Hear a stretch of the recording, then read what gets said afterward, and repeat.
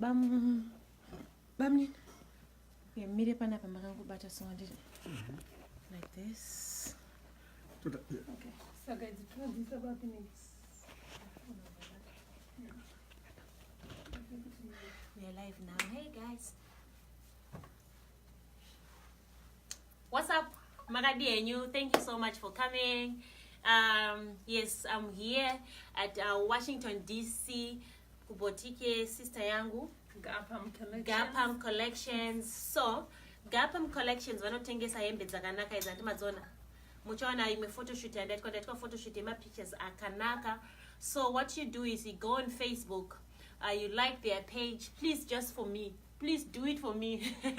You go on their Facebook page and like their page, kana malaika page, and then muva maona hembe dzakanaka hobo dziri ipapo.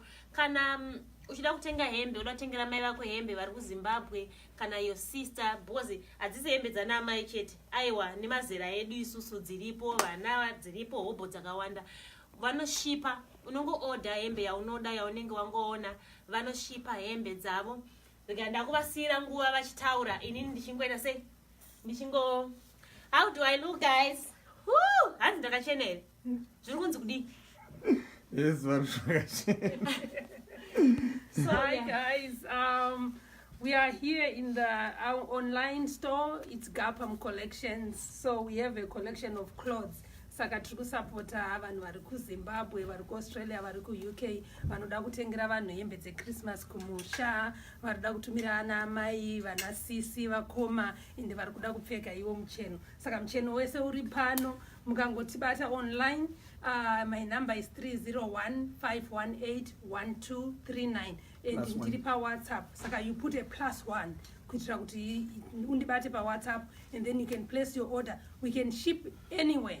Saka mukanga mango order zvenyu tinobva tangokushipirai zvinhu zvenyu. Isusu tiri on Instagram, tiri paWhatsApp, tiri paFacebook. Saka kana muchida kuorder tinobva tangokutumirai zvinhu zvacho. Saka tatsikwa nhasi nasisi taira tinawo pano, and we are promoting our clothes, and mukungoona boutique yedu tichaposta futi a lot of clothes that are shipment today, so that we can show you my new arrivals. Saka kana even kana muchida kuti tikutengerei something for my weddings, kana kuti hembe dzana mama or anything, you just call us. Muchida kuorder tinokutengerai, mukangotitaurira what you want, tinokusapotai, tinokutengerai, and then tobva tangokushipirai kwamuri ikoko. So this is what we are doing now. Tie her back. So akoma guys, hembe dzandapiwa hembe pano, ndapiwa hembe every like sheriff yese. Muchandona nchisileya zvangu ndiri kuhararoko, handidi kunyeperai. Ndapiwa ndikunzwei muchiti muna ndakapfeka hembe moti he wakapiwa ndaitenga ndakoma ndatenga. So guys, look at this. Hembe dzakanaka idzi handidi kunyepera, handidi nezviya Christmas tengerai ana mai venyu hembe, ana tete, varora, vakoma, vanin'ina. Oh my god, vakoma nehembe dzakanaka. For weddings we have this. Hanzi ndakachenera umana. Kana ndakamira ndipfeka ndakadai zvinhu ndakunzi mai mofela ka. Wow. Look at this. Oh sorry akoma, sorry. Look at this guys. This is beautiful. This is beautiful. This is beautiful. Oh my god. This is beautiful. This is beautiful. This is beautiful. So yeah. This is beautiful.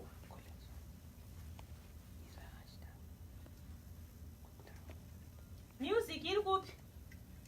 Music. Music. Yay! Gashari, it's your birthday. Gashari, it's your birthday. This one too. Wow. Yeah. And also, yeah, but I'll come here. I'm not pa one. I know. Oh, wait, I'm not pa one.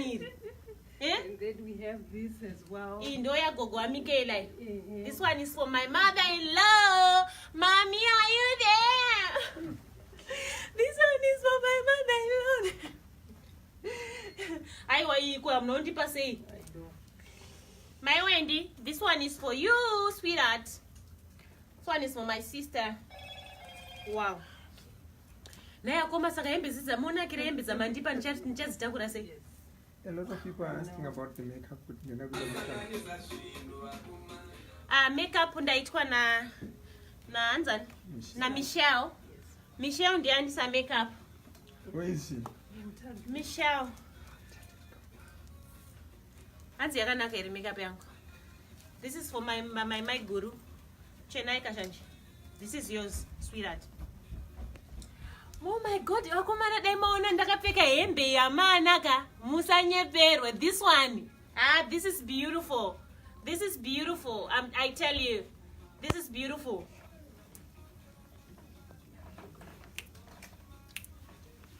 Rega tukurovere dance yemunhu akachena. Kana wakapfeka zvakadai haufanira kungotamba zvekungojibwirika. Uya shamwari.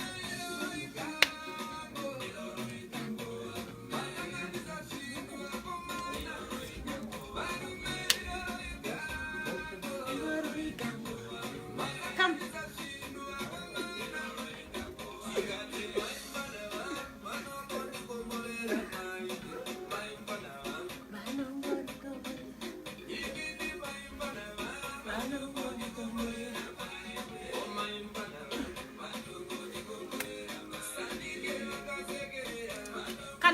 Yakanaka kudai soka unotambo zvinenderana nehembe.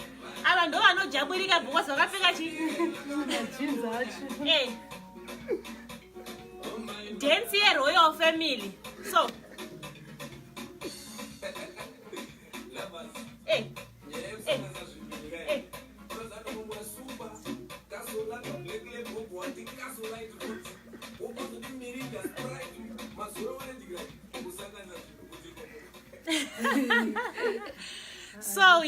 so guys, please Gaapam, just go on Facebook.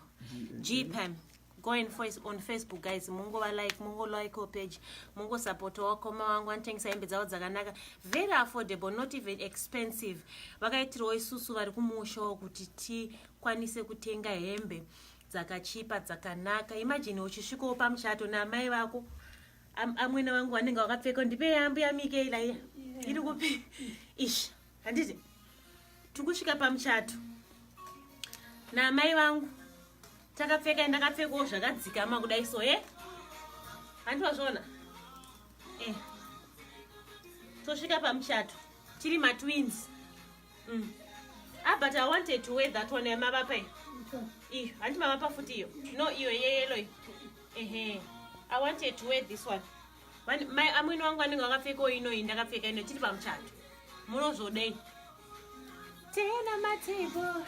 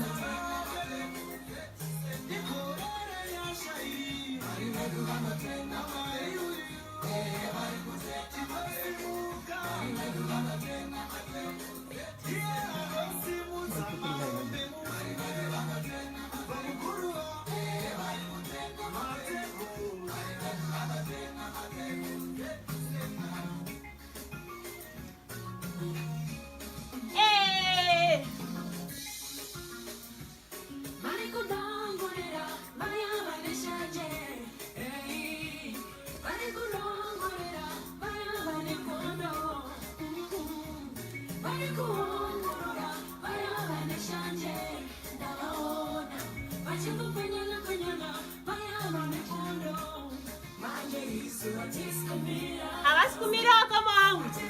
Hey. Ne Gaapam yao.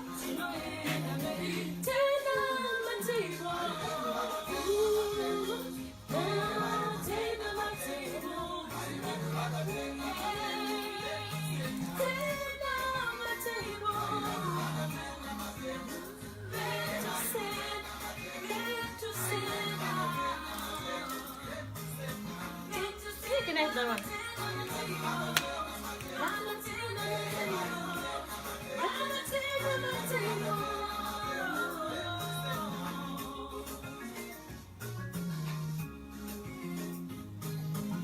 Yay! Yes, guys, thank you so much for joining us and thank you so much for supporting me. Kuya kwenye komaita pa life vana pa muchiona zvinoreva kuti munondi respecta and you love me so much. I thank you for your time. Vamwe inko zvino inguva yekuti dai vakarara but mawakwanisa kuwana nguva yenyu makamuka muri kuona zvinhu ndiri kuita kunoku kuWashington DC. Ndinokutendai, Mwari akukomborerei. Aiwa, ndiri pano ndikuadvertisa Gaapam. Munongoenda pa Facebook sezvendataura. Also they are on Instagram as well. Please just follow them. Munono mapictures angu aripo nachi advertise hembe dzavo. Vane hembe dzakanakisisa zvekuti kana muchida hembe vari kuZimbabwe, vari kuUK, vari kuCanada vanoshipa zvekare. Vanotengesa hembe dzakanaka. Kana watengerawo mother-in-law hembe yako yakadai so. Not even for mother-in-law only, even inini I can wear this. More order. More atengero my presence. Thank you so much. May God bless you. Mwari wenyasha akuwanire zvakana, akuitire zvakana. Uyezve murambe muchindinamatirewo. Ndobva ndakunamatirewo zvekare. Ndinokutendai zvekare. Thank you so much, Mazvita.